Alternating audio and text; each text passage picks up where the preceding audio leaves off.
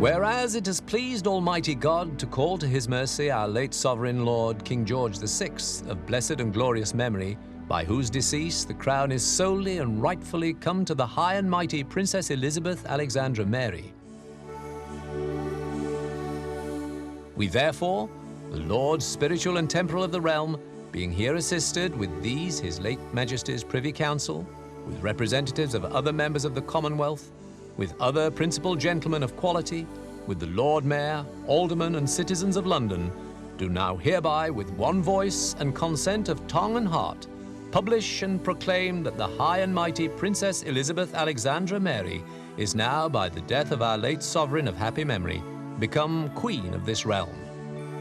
and of her other realms and territories, head of the Commonwealth, defender of the faith, to whom her lieges do acknowledge all faith and constant obedience with hearty and humble affection, beseeching God, by whom kings and queens do reign, to bless the royal Princess Elizabeth II with long and happy years to reign over us. God save the Queen.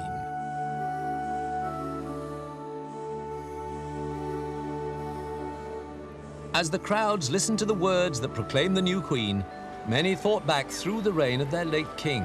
and remembered the war that had finished 7 short years earlier. The services at the cenotaph had been particularly poignant and meaningful in the wake of the war. For many, the thought of the loved ones they'd lost was still very hard to bear.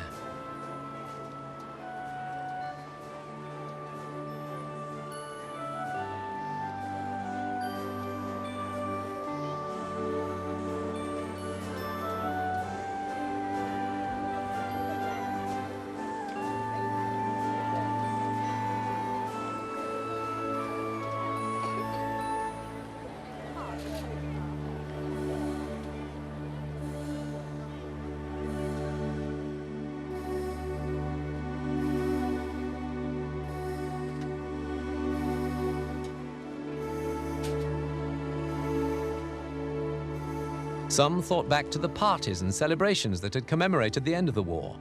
whilst others remembered the civic services when the town shared together in sadness and joy.